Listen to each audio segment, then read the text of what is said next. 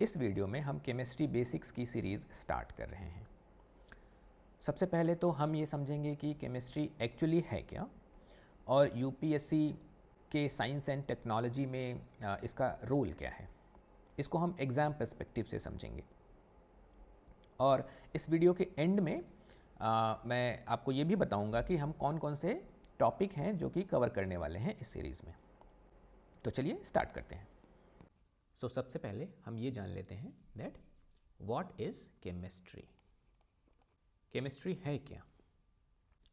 Chemistry में हम study करते हैं मैटर के कॉम्पोजिशन का, मैटर के प्रॉपर्टीज़ का और मैटर में जो चेंजेस होते हैं, मैटर एक फॉर्म से दूसरे फॉर्म में जो चेंज होता है जिसको हम केमिकल रिएक्शन भी कहते हैं, है ना। तो इन चीज़ों की स्टडी करते हैं हम केमिस्ट्री के अंदर। सिंपल वर्ड्स में अगर कहें तो केमिस्ट्री हमें बताती है कि चीज़ें किस चीज़ से बनी हैं, चीज़ें कैसे बनी हैं, कैसे रिएक्ट करती हैं, है ना, कैसे वो चेंज हो रही हैं एक फॉर्म से दूसरे फॉर्म में। तो हमें यहाँ पे पता चलता है मैटर के कॉम्पोजिशन का। इसमें हम स्टडी करते हैं, केमिस्ट्री में हम स्टडी करते हैं मैटर के कॉम्पोजिशन का, मैटर के जो प्रॉपर्टीज़ हैं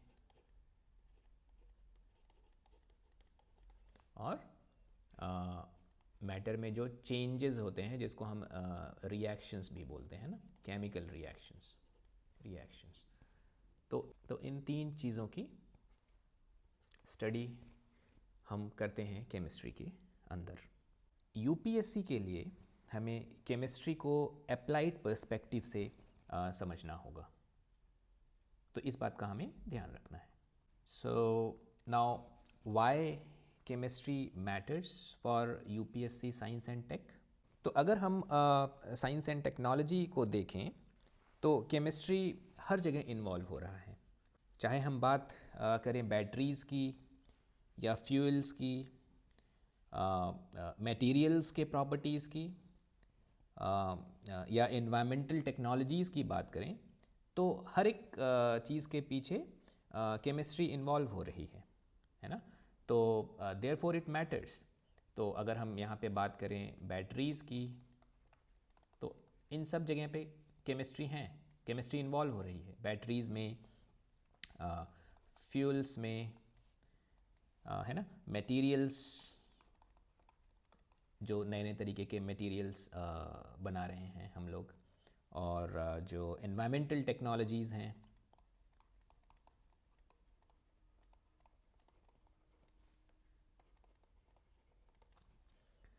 तो इन सब जगह पे केमिस्ट्री इन्वॉल्व है। इसलिए ये मैटर करता है और इसीलिए केमिस्ट्री को हम इग्नोर नहीं कर सकते साइंस एंड टेक्नोलॉजी को अच्छे से समझने के लिए। केमिस्ट्री हमें फाउंडेशन प्रोवाइड करता है एक तरीके से काफ़ी टेक्नोलॉजीज़ को समझने के लिए। तो अगर हम बात करें लिंक की कि क्या लिंक है साइंस एंड टेक्नोलॉजी के साथ, तो अभी जैसा कि मैंने एक्सप्लेन किया वही लिंक भी है साइंस एंड टेक्नोलॉजी के साथ। टेक्नोलॉजीज़ में हम केमिस्ट्री इन्वॉल्व हो रही है और इसलिए जो केमिस्ट्री की बेसिक्स है वो हेल्प करती है ना। जो बेसिक्स है केमिस्ट्री का, अगर इस बेसिक्स की जब एक बार अंडरस्टैंडिंग हमारी हो जाएगी, है ना, तो इन बेसिक्स की या फंडामेंटल्स की अंडरस्टैंडिंग से हम लोग जो अप्लाइड टेक्नोलॉजीज़ हैं जो केमिस्ट्री के बेसिक फंडामेंटल्स पे बेस्ड हैं, तो उन अप्लाइड जो टेक्नोलॉजीज़ हैं इनको समझना आसान होगा, इनको हम अच्छे से समझ पाएंगे। और ये इसका लिंक है, केमिस्ट्री का जो बेसिक केमिस्ट्री है उसका लिंक है साइंस एंड टेक्नोलॉजी के साथ। तो इसलिए इम्पॉर्टेंट है, ये बेसिक्स क्लियर करना हमारे लिए इम्पॉर्टेंट है ढेर सारी टेक्नोलॉजीज़ को समझने के लिए। तो एग्ज़ाम पर्सपेक्टिव की भी बात कर लेते हैं। यूपीएससी जो है वो केमिस्ट्री के रिएक्शंस या फार्मूलाज याद करने को नहीं कहता। जब भी हम केमिस्ट्री वर्ड जब केमिस्ट्री हमारे सामने आता है तो तुरंत ही हमारे माइंड में ढेर सारे केमिकल फार्मूला, केमिकल रिएक्शन ये सब चलने लगते हैं, बट यूपीएससी ये सारी चीज़ें आपसे एक्सपेक्ट नहीं करता है। सो यूपीएससी क्या फिर एक्सपेक्ट कर रहा है आपसे? यूपीएससी ये एक्सपेक्ट करता है कि आपको जो प्रोसेस है, प्रोसेस का आइडिया हो, और उसका एप्लीकेशन पता हो और उसका इम्पैक्ट पता हो, है ना। तो सिंपल एक्सपेक्टेशन है यूपीएससी का कि आपको प्रोसेस का आइडिया हो,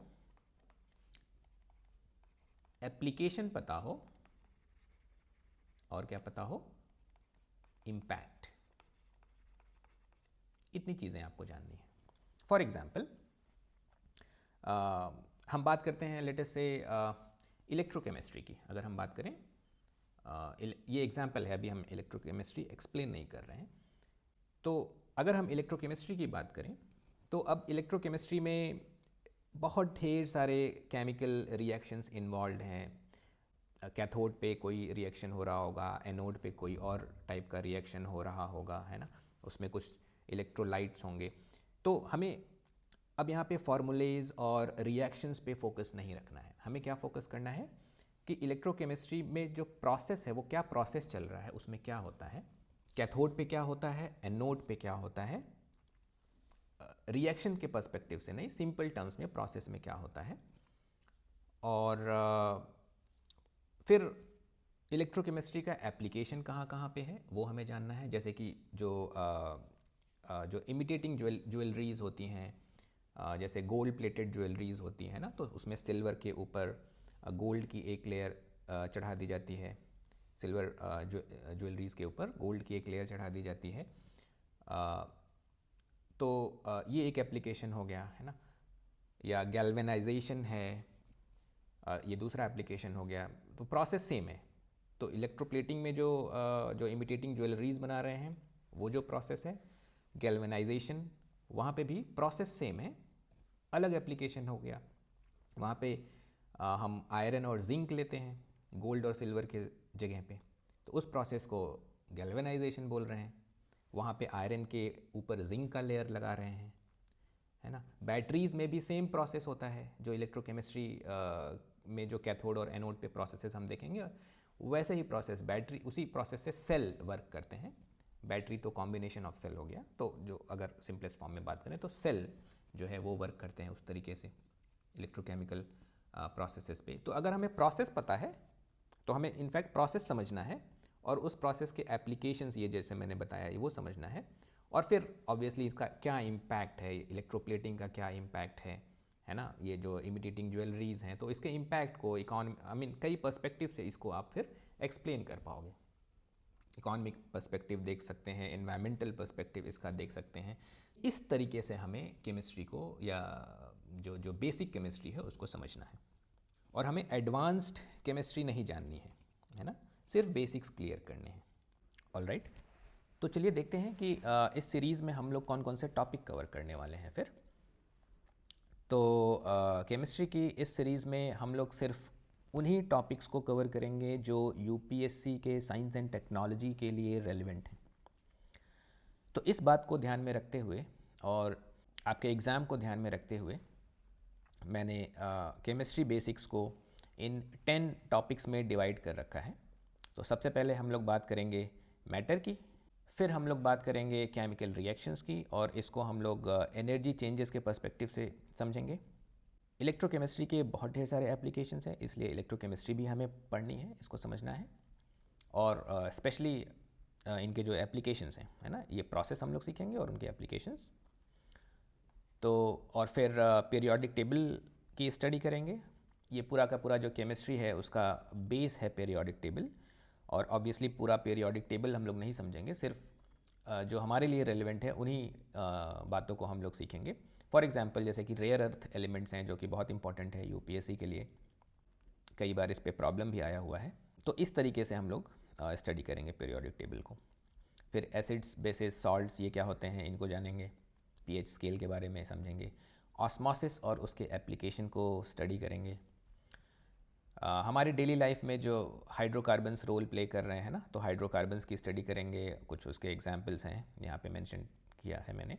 फ्यूल क्या होता है, सोप क्या होता है, डिफरेंट टाइप्स ऑफ फ्यूल्स जो होते हैं उनकी स्टडी करेंगे। फिर पॉलीमर्स क्या होते हैं। हाउएवर पॉलीमर को मैंने एक अलग टॉपिक में रखा हुआ है, मटेरियल्स एंड पॉलीमर्स, इसकी स्टडी हम अलग से करेंगे। तो इन चीज़ों को समझेंगे, पॉलीमर्स क्या होते हैं और कुछ इम्पॉर्टेंट पॉलीमर्स को हम लोग जानेंगे। फिर एनवायरनमेंट में केमिस्ट्री का क्या रोल है और वेरियस इंडस्ट्रीज़ में केमिस्ट्री का क्या रोल है उस बात को समझेंगे। और एंड में कुछ कॉन्सेप्ट्स हैं या यूँ कह लें कि कुछ फिनोमिना है जिनको हमें समझना है, जैसे फॉस्फोरेसेंस क्या होता है, फ्लोरेसेंस क्या होता है। तो इन सब चीज़ों को हम लोग समझेंगे। सो ये ओवरऑल 10 टॉपिक्स हैं और हम इनकी स्टडी करेंगे। तो नेक्स्ट वीडियो में हम स्टार्ट करने वाले हैं मैटर की, यहाँ पे एटम्स, मॉलिक्यूल्स, आयंस, इनके बारे में स्टडी करेंगे और ये केमिस्ट्री का सबसे बेसिक कॉन्सेप्ट है। So next we are going to start matter. Alright.